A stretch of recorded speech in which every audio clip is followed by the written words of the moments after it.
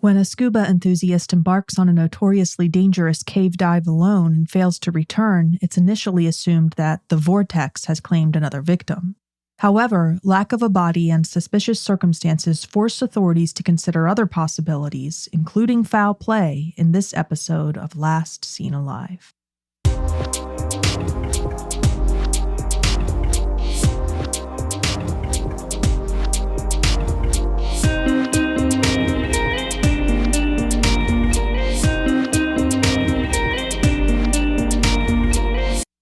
Thanks for listening to Last Seen Alive. I'm your host, Leah, crime analyst by day and true crime storyteller by night.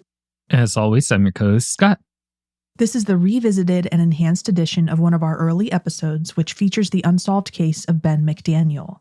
The original edition was recorded in 2020, and we've revisited and re-recorded an episode on the case in 2025. As I'm sure those of you who've been listening since the early days of Last Seen Alive have noticed, our production and audio quality have improved significantly over the years. Lately, we've been working on remaking our earlier episodes. When we originally recorded them, we were doing the best we knew how at the time. However, our best wasn't the best, and we've learned a lot since then. We want to honor these victims by telling their stories with the production quality they deserve. So, we've been completely remaking all of our early episodes. I'm talking totally new recordings with any new info or updates included, and we'll be releasing those new episodes on what were previously our off Mondays. So, that means there will be an episode of Last Seen Alive airing every single Monday. It'll alternate between totally new cases we've never covered before, as usual, and revisited and remade episodes on the Mondays in between. Yeah, I know I said this last time, but it really does feel good to focus on some of our earlier cases and bring them out to a wider audience and just revisit them now that we've got those new skills and techniques. Definitely, especially since we know that many listeners are actually hearing these old cases for the first time. A quick heads up, this episode contains mention of suicide. Please listen with care. Ben McDaniel was last seen alive on August 18, 2010 in Ponce de Leon, Florida. He was 30 years old at the time and lived in Memphis, Tennessee. There, he'd owned a construction business for a while, but by 2010, the business had failed. Following this disappointment, Ben decided to step back and take a year off of work. It would be a sabbatical of sorts and would give him a chance to reevaluate his life, both professional and otherwise. Because as stressful as the failed business venture had been, that wasn't all Ben had been through. At the time of his disappearance, he was going through an unusually tough time in his life. It had started 2 years prior when his younger brother had died unexpectedly at the age of just 22. Ben had been the one who'd found him and had tried his best to revive him, but it had been too late. And on top of all of that, Ben had gone through a tumultuous divorce. Yeah, that's a lot for anyone to deal with, and to be the one to find your sibling, that's a heavy burden on its own. Absolutely. Needless to say, Ben had been through a lot, and he needed some time to process his grief and rebalance. And he believed he knew exactly what would help him achieve that: scuba diving. Ben had a huge appetite for adventure and loved scuba diving. He'd been diving since age 14, and by age 30, he had over 500 dives under his belt. Yeah, so I think that really speaks to him having quite a lot of experience and knowledge. It's not like somebody that just started out scuba diving. No, certainly not. Now, we will get into his experience as it relates to this case here shortly. But yeah, he'd done a lot of scuba diving. It's something he'd been doing for many years. He really, truly loved it. And luckily for Ben, his parents, who were wealthy, owned a vacation condo in coastal Florida, and they allowed him to stay there. For a year, he and his best friend, a chocolate lab named Spooner, would have the place to themselves. It'd be Ben's own private scuba diving retreat. Now, the beach house was located on Florida's Emerald Coast, which is a stretch of white sand beaches lining the state's panhandle along the Gulf of Mexico. It was the perfect place for Ben, who spent virtually all of his time there either diving or planning dives. All he wanted to do was immerse himself in the hobby he loved. He even started looking for a job as a dive instructor, although by the time of his disappearance, he hadn't had any luck.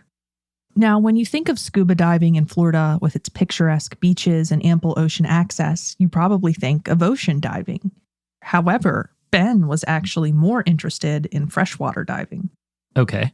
And as Ben considered the freshwater options available in Florida's Panhandle, one particular location drew his interest.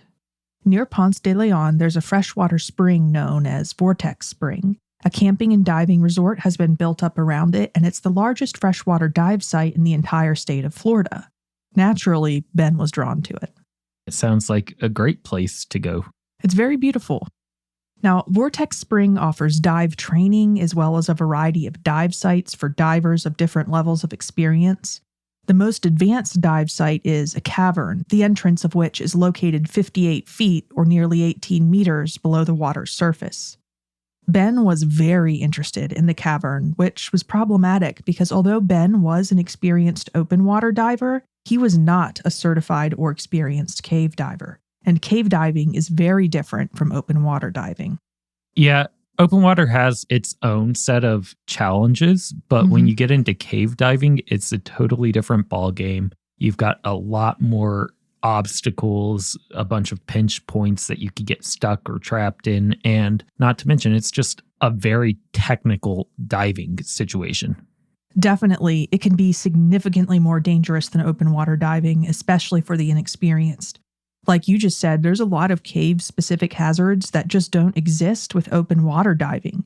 For example, one wrong twitch of a flipper can stir up silt that fills a cave passage, completely blinding a diver, or one wrong move could result in a limb becoming tangled in a guideline. And if that happens, in an effort to free themselves, a diver risks stirring up that silt I just mentioned and eliminating all visibility. And plus, it's just plain easy to become disoriented.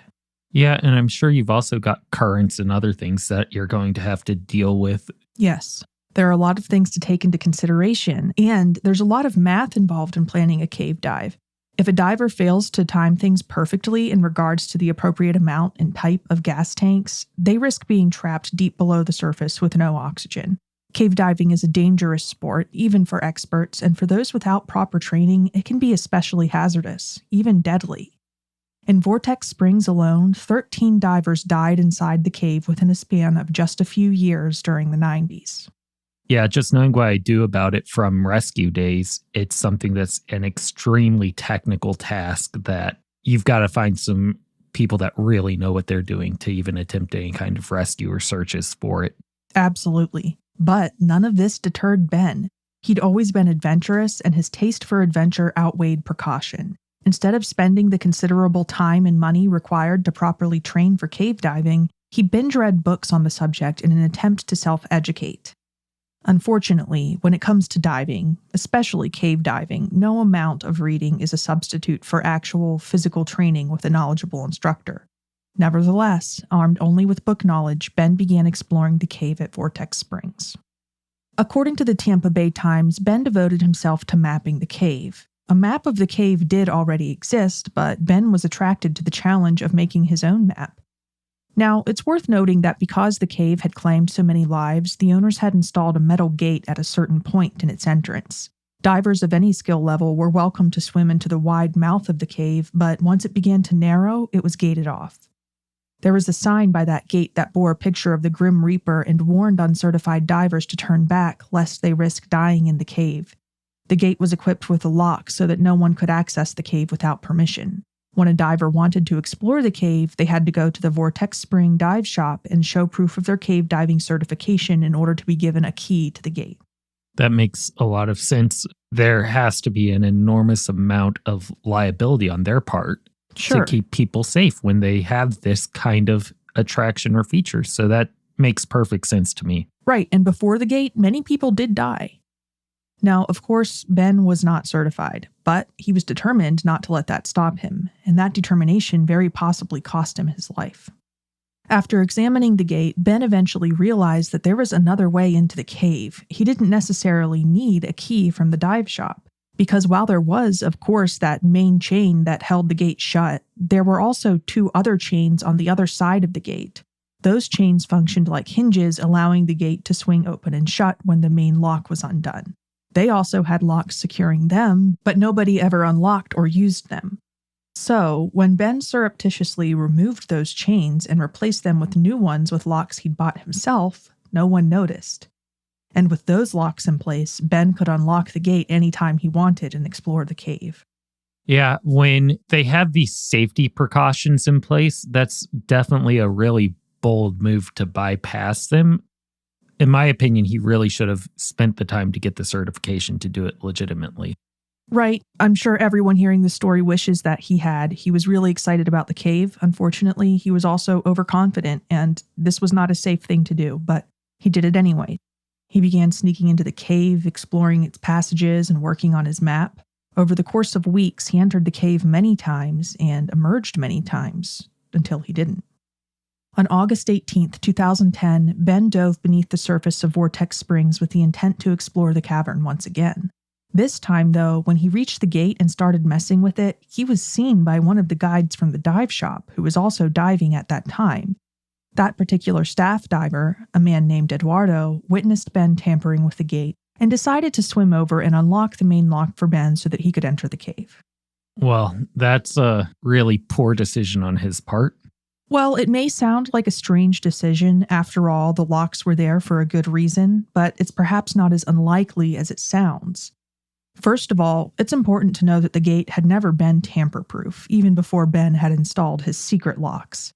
In the past, multiple divers had forced the gate open, or if they were small enough, simply squeezed right through the center of it.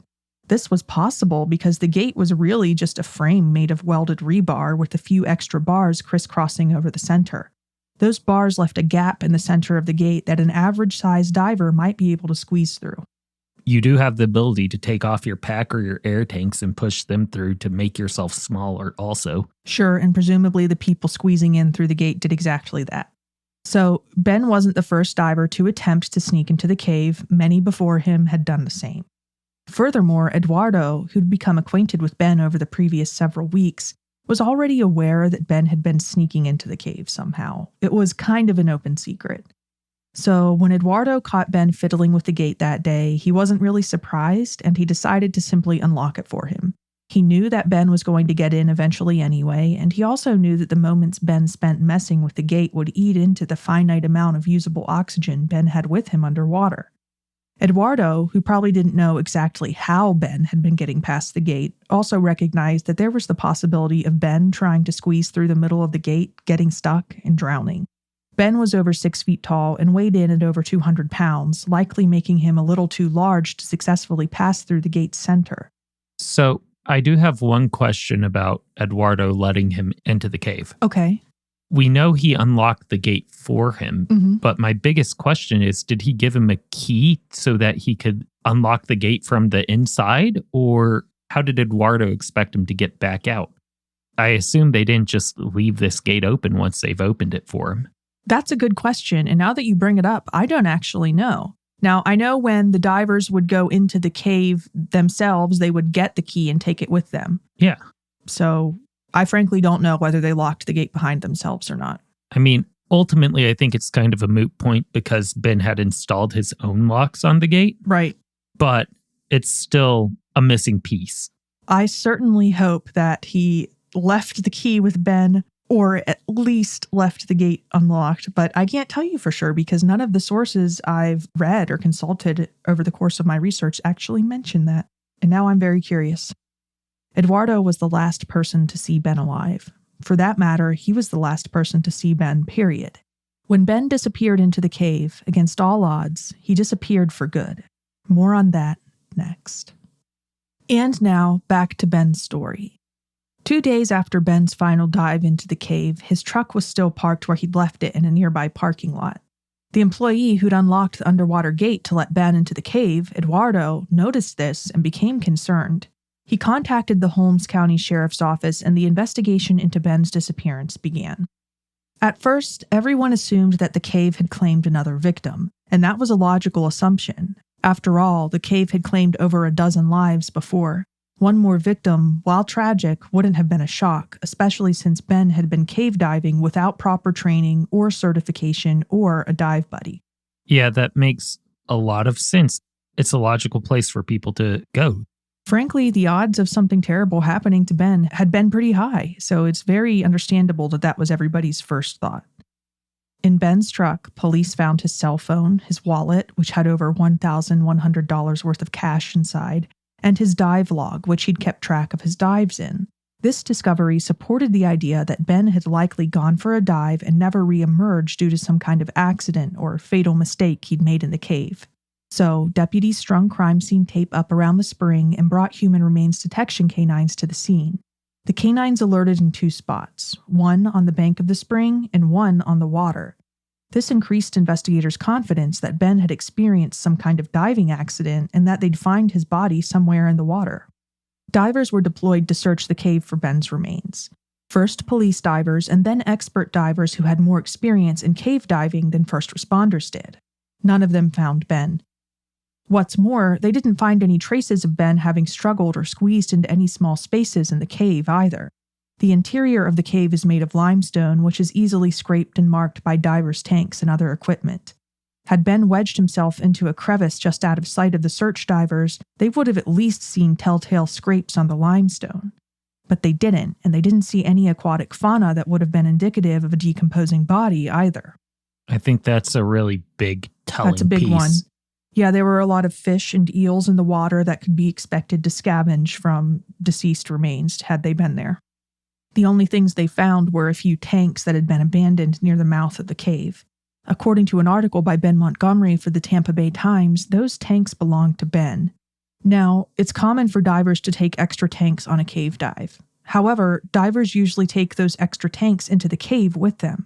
The fact that Ben had apparently left tanks near the cave's entrance was odd. Furthermore, it turned out that the tanks contained regular air instead of the specialized gas mixture a cave diver would be expected to use if they were even moderately knowledgeable. And those tanks were it. No other traces of Ben were found in the cave, not even disturbed silt. Desperate to locate their son, Ben's parents publicly offered a large cash reward for his recovery. At significant risk to themselves, many divers searched the cave for Ben's remains. None succeeded. According to a Memphis newspaper called The Commercial Appeal, 16 highly skilled divers spent 36 days in and out of the cave looking for Ben. Those divers included some much smaller in size than Ben, and they carefully searched every area Ben could conceivably have physically fit into. He wasn't in any of them. Other than the empty tanks abandoned near the cave's entrance, there was no sign whatsoever of Ben. One of the divers who searched the cave was Ed Sorensen, who's an expert recovery diver, a dive shop owner, and a National Speleological Society cave diving section safety instructor. Needless to say, he knows his stuff. He's actually one of the best recovery divers in the entire world, and he has publicly voiced his opinion that there's no possible way that Ben is inside the cave. This is the kind of guy that when he says something, there's no taking it with a grain of salt here. Right, his word carries a lot of weight, not only because he's a world-renowned expert on cave diving, but because his search of the cave was so meticulous. Other divers had searched most of the cave, but had stopped short of entering a dangerously cramped section at the back of the cave. Only 2 people had ever entered that section of the cave in its history. The section was so narrow that a diver would have to remove their tank and push it ahead of themselves and hold their head in a certain position just to fit. Okay. Speaking of fit, Ed, who was smaller than Ben, believed that Ben had been too large to physically fit into that section of the cave. Still, just in case, he entered that cramped space himself to check. The passageway was so narrow, only 10 inches or about 25 centimeters high, that at times Ed had to turn his head sideways just to fit through it. When we're talking about his dedication to making sure this was done correctly, that is next level. It's putting himself in immense danger, but he obviously knew what he was doing. Definitely. Making his way into that cramped part of the cave was dangerous, but Ed was a true expert, and if he told Ben's family that Ben wasn't in the cave, he wanted to be sure beyond any shadow of a doubt. And he also wanted other divers to stop risking their own safety to try to get that reward.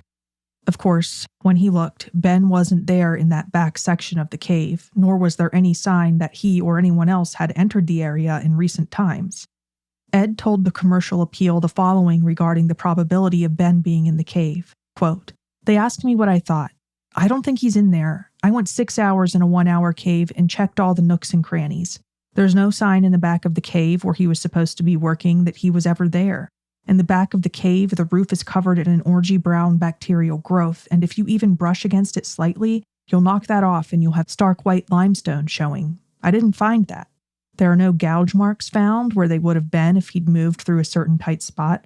Those are the kind of things I told them, and I told the family there's no indication he was in there." End quote. According to the Jackson County Floridian, a few days after Ben's disappearance, Ed urged the sheriff's office to pursue other theories, ones in which Ben had emerged safely from his cave dive only to meet some other fate that had resulted in his disappearance.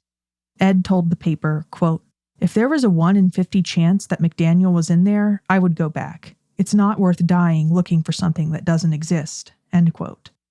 And Ed wasn't being dramatic, because eventually one diver did die searching for Ben.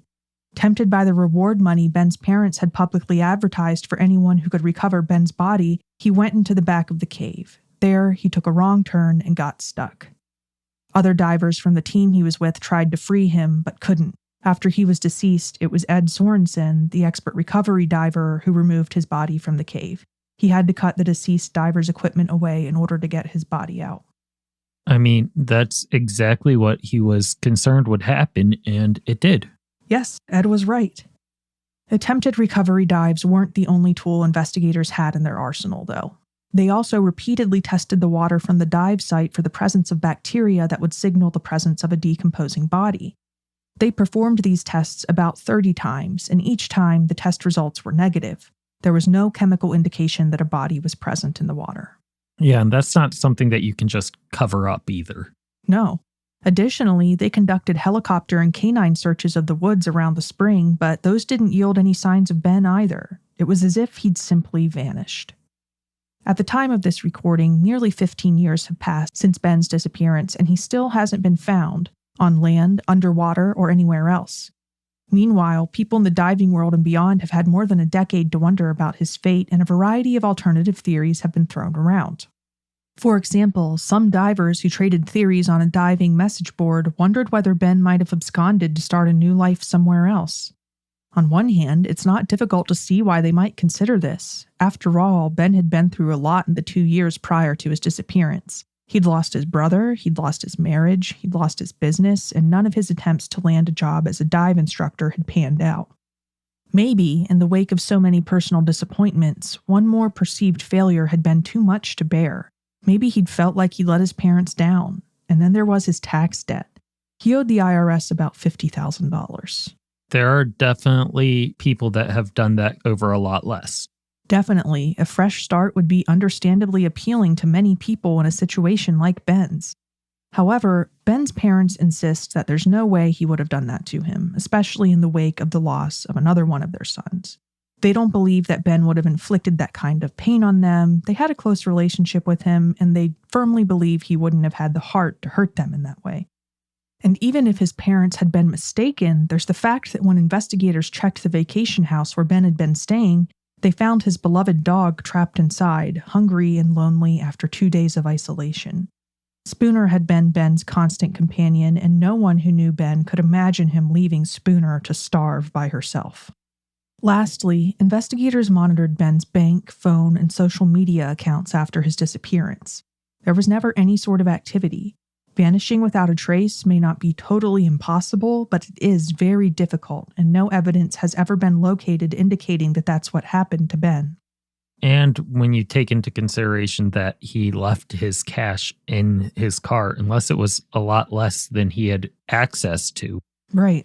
He could have left that as a kind of decoy, but it really doesn't make sense. Yeah, in order to pull that off, he would have had a large stash of cash money that he could have taken with him because, again, he never accessed any bank accounts after he disappeared. Alternatively, some have wondered whether Ben might have committed suicide by deliberately wedging himself into a tight space inside the cave that he knew there was no way he'd be able to escape from. As for how likely that is, or even whether it's possible, I personally am not knowledgeable enough about cave diving to have any opinion independent of the expert opinions I read during my research for this episode. I can only point out that while Ed Sorensen, a definite leading expert, doesn't believe that Ben's body could possibly be anywhere in the cave, some other cave divers have offered different opinions. For example, an accomplished diver and underwater photographer named Jill Heinerth, who actually made a documentary about Ben's case called Ben's Vortex, believes that his body is somewhere deep in the cave. So it's not as if all accomplished divers share the same opinion regarding Ben's fate. With that being said, Ed Sorensen isn't just an extremely experienced diver, he's one of the best recovery divers in the world. His expertise is difficult to beat, and his opinion carries a tremendous amount of weight for good reason. Yeah, and on top of that, they tested the water for bacterial growth over 30 times. Yes. It's a stretch for me to think that his body is somewhere in there. And if he found a place that he could wedge himself into somewhere, I think by this point, somebody would have found him. From my perspective, which is a layman's perspective, I also find it a stretch to think that his body could be in there. So then, if Ben didn't die of misadventure or disappear intentionally, what could have happened to him? One possibility still looms large: foul play. The problem is, it's difficult to imagine who might have wanted to kill Ben. He hadn't been in Florida long at the time of his disappearance, and to the best of my knowledge, he didn't have any known enemies. However, one person who's drawn suspicion from the public and from a private investigator Ben's family hired is a man named Lowell Kelly. My first guess was going to be Eduardo because he was the last person to see Ben alive. Well, actually, investigators did look into Eduardo. They questioned him. They even got him to undergo a polygraph examination, which he passed, for the record. Now, we know that polygraph examinations are pseudoscientific at best, so that doesn't necessarily mean anything. But for the record, he was cooperative with the investigation. I believe your official term is hot garbage. Yes, polygraph examinations are hot garbage. So the person who's really drawn the most suspicion when it comes to the possibility of foul play is Lowell Kelly. Back in 2010, Lowell Kelly was the owner of Vortex Springs. A native Floridian and local businessman who'd inherited a good deal of wealth, Vortex Springs was just one of numerous businesses he'd developed over the years. But Kelly wasn't some straight-laced guy in a suit. In fact, he was more like that famous incarnation of daring recklessness we're always hearing about in the headlines: Florida Man. Like Florida Man, Kelly was brazen and sometimes crude, journalist Ben Montgomery, who wrote an excellent article on Ben's disappearance, has reported. Kelly was also very opinionated, and after Ben disappeared, he was particularly fond of telling anyone who would listen that Ben had definitely run away to start a new life in the Cayman Islands, even though he of course had no way of knowing that. It was only his opinion, but he voiced it frequently. Okay. More concerningly, in addition to having strong opinions regarding Ben's disappearance, Kelly also had a violent criminal history. That's a red flag. Yeah, about a year before Ben's disappearance, a former employee of Kelly's had made a disturbing report to the police. He'd told them that Kelly had believed that he had stolen money from him and that Kelly had decided to take justice into his own hands, very literally in the form of a baseball bat. Kelly had driven the man to an isolated area known as a gator pond and had beaten him violently with the bat. Fortunately, the man had escaped and survived the assault, but he told officers that he firmly believed that Kelly was a threat to his life. If he hadn't managed to escape, he might not have lived to report the crime. Kelly was charged with aggravated battery, a felony offense. In court, he pleaded no contest. I was expecting him to fight that a little bit more. No. He did not, but to his victim's dismay, Kelly wasn't given any jail time, only 7 years probation. The victim he'd abducted and beaten with a baseball bat was so afraid for his life after that he packed up his family and moved out of the area. I would too. I mean, the state definitely failed to protect the public in this case. Right, so it's easy to see why people have wondered whether Kelly might have had something to do with Ben's disappearance. He clearly had a temper, had a history of violence, and he owned the property that Ben had vanished from. What if Ben had angered Kelly somehow and Kelly had reacted violently, like he had with that former employee?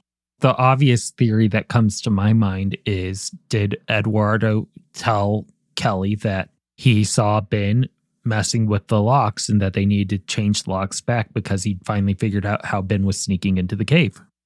I mean, who's to say?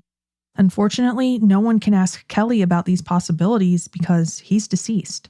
He died in 2011, about a year after Ben disappeared, and the way he died was certainly unexpected. A freak accident, allegedly. In December 2011, Kelly had hosted a chili cook-off at Vortex Springs. During the cook-off, he'd consumed liquor, and at some point, he'd allegedly fallen down some stairs and struck his head in the process. I say allegedly because no one called 911 to summon help for him when this allegedly occurred. Instead, an unnamed person had taken him to his home, instead of the hospital, and had tucked him into his bathtub with a blanket so he could rest. That seems insane, even for Florida. It absolutely was insane, and if that's what happened, it resulted in Kelly's death. The next morning, another person, also unnamed, had stopped by Kelly's house to check on him and had discovered him still in the bathtub, motionless and comatose. That person did call for help, and Kelly was transported to the hospital by ambulance, but it was too late. He never regained consciousness, and he died weeks later at a hospice facility. My main thought with that is, I'm guessing there was probably some level of narcotics use involved, and that might have shied people away from calling the police. That's a good thought. That's one possibility. Another possibility is that he never fell down steps at all, but suffered some sort of violent blunt force trauma to the head at the hands of another person, and the whole staircase accident was just a story they made up. Very possible. Either way, the sheriff's office has remained tight-lipped about Kelly's death. This was true when we aired our original episode on this case, and it remains true at the time of this recording. Authorities refused to release information or reports to local media on the grounds that doing so could interfere with an investigation. They've withheld information such as the names of people involved and the results of Kelly's autopsy. This might surprise those who are familiar with Florida's sunshine laws, which grant the public access to many government records. Florida is a U.S. leader in open information legislation, which is why we're always hearing those Florida man stories in the news. Floridians aren't actually any wilder than the inhabitants of the other 49 U.S. states. We're just more likely to hear about their actions because of the state's laws. With that being said, open information legislation can only reasonably go so far when it comes to criminal investigations. Law enforcement agencies are not required to release information that would compromise an active investigation, and that's ostensibly exactly why the sheriff's office states they're withholding information and records pertaining to Kelly's death. However, it's been well over a decade, and to the best of my knowledge, the cause and manner of Kelly's death remain a public mystery. It's definitely easy for them to conceal that information behind the wall of an active investigation, no matter how cold it may be. Sure, to be honest, I have no idea what police know about Kelly's death. There's been very little public information released. I'm very curious, but I don't know. Now, the real question this raises in the minds of many is this. What, if anything, does Kelly's suspicious death have to do with Ben's disappearance? Well, most theories suggest that Kelly may have been murdered as part of a cover-up. Remember, Kelly was an outspoken guy, opinionated and not afraid to stand up for or even avenge himself when he felt he was being wronged or taken advantage of, so not an easy guy to manipulate or control. You did not tell Kelly what to do. Yeah, otherwise he might end up in a gator pond. Apparently. And according to some, he became even more vocal when he drank, like on the night of the chili cook-off. Some theorized that he knew something, or perhaps even everything, about what had happened to Ben, and that other individuals who'd been involved in Ben's disappearance had killed him that night to shut him up. Quite possible. As for who those other individuals may have been and why they would have wanted to harm Ben, it's of course not known for sure. This is just a theory after all. However, some find it plausible that Ben might have died in the cave by accident, and that his death may have been covered up in order to protect Vortex Springs from bad press and possible legal ramifications. After all, it had been one of Kelly's workers who'd let Ben into the cave, knowing he was not qualified to handle the hazardous diving conditions. And if Ben's body was removed from the spring and transported elsewhere, well, that likely would have taken more than one person to physically pull off. He was a large man who weighed over 200 pounds. Potentially supporting this theory is the fact that back in the 90s, when more than a dozen divers had died in the cave, state authorities had threatened to shut down diving at the Vortex Springs location, period, if the owners didn't do something. That was when Vortex Springs had installed the gate and had begun only allowing certified cave divers into the cave. Now, Ben wasn't a certified cave diver, but again, a Vortex Springs employee had let him into the cave anyway, only for him to possibly die inside. Not a great look for Vortex Springs at all. When it comes to this theory, I can't help but think of the human remains detection dogs that alerted on a specific area in the water and another on the bank, despite the fact that Ben's body was nowhere to be found in the water. This could perhaps make sense if Ben had died in the water, but had been found and his body removed from the spring and taken elsewhere, perhaps hidden. And sure, concealing a body and a death is a risky criminal act, but Kelly, who abducted someone and beat them with a baseball bat over a perceived debt, seems to have been a risk taker. Although what happened to Ben remains unknown, it's important to keep in mind that all of the other divers who died in the Vortex Springs Cave, and there have been a lot of them, have had their remains recovered. Ben is the only one who seems to have disappeared without a trace. If you know anything about the disappearance of Ben McDaniel, please call the Holmes County Sheriff's Office at 850-547-3681. That's all for this episode of Last Seen Alive. Thanks for listening. Make sure you check our website, lastseenalivepodcast.com, for photos from the story and links to the sources we used to write it. While you're at it, follow us on Insta and Twitter at LSA Podcast.